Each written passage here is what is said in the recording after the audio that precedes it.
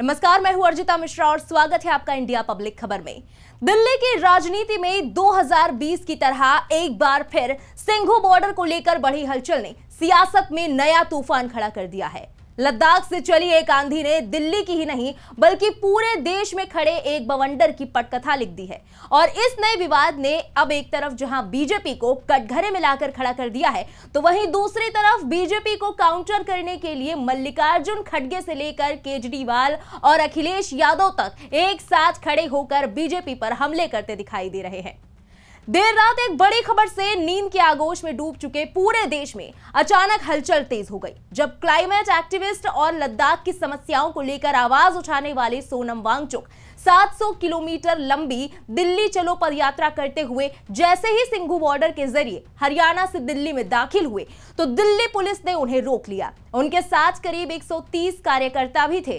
Delhi police ने उन्हें समझाते हुए लौटने को कहा, लेकिन इनके ना मानने पर सभी को हिरासत में ले लिया गया। दिल्ली पुलिस ने कहा कि दिल्ली की सीमाओं पर बीएनएस की धारा 163 लागू कर दी गई है। उधर अब इस मुद्दे पर कांग्रेस और आम आदमी पार्टी समेत पूरा विपक्ष इस मुद्दे पर बीजेपी को जमकर घेर रहा है।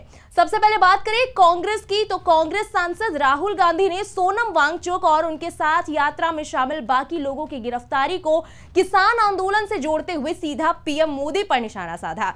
राहुल गांधी ने एक्स पर पोस्ट करते हुए लिखा कि पर्यावरण और संवैधानिक अधिकारों के लिए शांतिपूर्वक मार्च कर रहे सोनम वांगचुक जी और सैकड़ों लद्दाखियों को हिरासत में लेना अस्वीकार्य है। लद्दाख के भविष्य के लिए खड़े होने वाले बुजुर्गों को दिल्ली की सीमा पर क्यों हिरासत में लिया जा रहा है? मोदी जी, किसानों की तरह ये चक्रव्यूह भी टूटेगा और आपका अहंकार भी टूटेगा। आपको लद्दाख की आवाज सुननी होगी। साथ ही कांग्रेस अध्यक्ष मल्लिकार्जुन खड़गे ने भी इसे कायरतापूर्ण कार्रवाई बताते हुए लिखा कि सत्ता के मद में चूर मोदी सरकार ने शांतिपूर्वक दिल्ली की ओर मार्च कर रहे लद्दाख के नागरिकों के एक समूह को हिरासत में ले लिया है। यह कायरतापूर्ण कार्रवाई है और इसकी प्रकृति बहुत ही अलोकतांत्रिक है। ये घटना हमें बताती है कि मोदी सरकार की बेशर्म निरंकुशता के खिलाफ लड़ाई अभी खत्म नहीं हुई है। इसके अलावा कांग्रेस प्रवक्ता सुप्रिया श्रीनेत ने भी एक्स पर लिखा कि सोनम वांगचुक जी के साथ करीब 150 लद्दाखियों को मोदी की पुलिस ने दिल्ली बॉर्डर पर गिरफ्तार कर लिया है। ये लोग शांतिपूर्ण ढंग से लद्दाख से पैदल दिल्ली मार्च कर रहे थे अपने हक और संविधान की रक्षा के लिए। ये लद्दाखी बापू की समाधि ही तो जाना चाहते थे। दिल्ली किसी की बपौती है क्या? ना किसान आ सकते हैं, ना लद्दाखी, ना युवा। जनता को भला कौन रोक सकता है? ये बात एक कायर तानाशाह को समझ नहीं आ रही है। लानत है। इसके अलावा सपा मुखिया अखिलेश यादव ने भी अपनी एक्स पोस्ट के जरिए बीजेपी पर जमकर हमला बोला। उन्होंने लिखा, जो लोग शांति से डरते हैं वो अंदर से डरे हुए लोग होते हैं। भाजपा सरकार पर्यावरण रक्षक और लद्दाख हितैषी सोनम वांगचुक जी की शांतिपूर्ण दिल्ली यात्रा को बाधित करके कुछ भी हासिल नहीं कर सकती। केंद्र अगर सरहद की आवाज नहीं सुनेगा तो ये उसकी राजनीतिक श्रवणहीनता कहलाएगी। वहीं दिल्ली के पूर्व सीएम अरविंद केजरीवाल ने भी इस पूरे मामले पर बेहद कटीला तंज भरा तीर बीजेपी की तरफ छोड़ते हुए लिखा कि दिल्ली में आने से कभी किसानों को रोकते हैं, कभी लद्दाख के लोगों को रोकते हैं। क्या दिल्ली किसी एक शख्स की बपौती है? दिल्ली देश की राजधानी है। दिल्ली में आने का सबको अधिकार है। ये सरासर गलत है। निहत्थे शांतिपूर्ण लोगों से आखिर इन्हें क्या डर लग रहा है? वहीं अरविंद केजरीवाल के इस पोस्ट पर कमेंट्स में लोगों ने कई तरह की प्रतिक्रियाएं दी। विवेक गुप्ता नाम के एक यूजर ने लिखा कि गांधी जयंती के पहले लोगों को शांतिपूर्वक गांधी के तरीके से आंदोलन करने से रोका जा रहा है। ये देश के लिए दुर्भाग्यपूर्ण है, अघोषित इमरजेंसी है। एक यूजर कामेश कुमार लिखते हैं कि ऐसा लगता है जिससे लद्दाख भारत में है ही नहीं।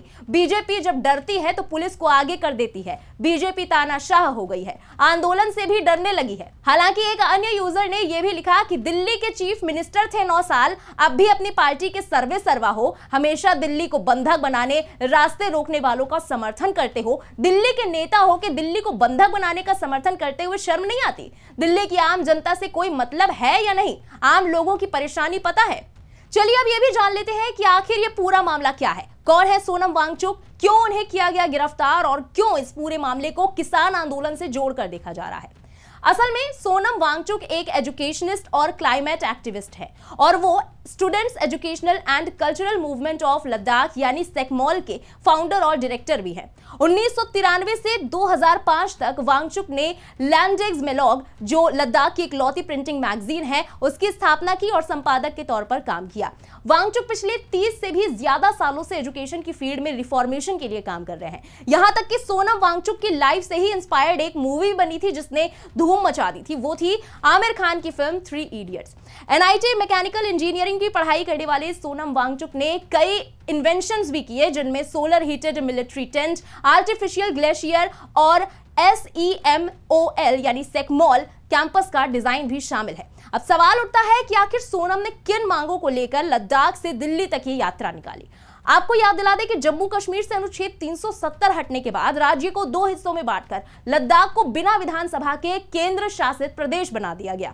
इससे वहां का विशेष दर्जा खत्म हो गया। ऐसे में शासन में सरकारी नौकरियों और भूमि अधिकारों में पर्याप्त प्रतिनिधित्व की मांग और छठी अनुसूची के अलावा पूर्ण राज्य की मांग, लद्दाख में एक और संसदीय सीट को बढ़ाना इन आंदोलनकारियों की मांग में शामिल है। इसको लेकर लद्दाख के लोग 2019 से ही मांग कर रहे हैं। इसका नेतृत्व सोनम वांगचुक कर रहे हैं। वो इससे पहले भी मार्च में 21 दिन की भूख हड़ताल कर चुके हैं।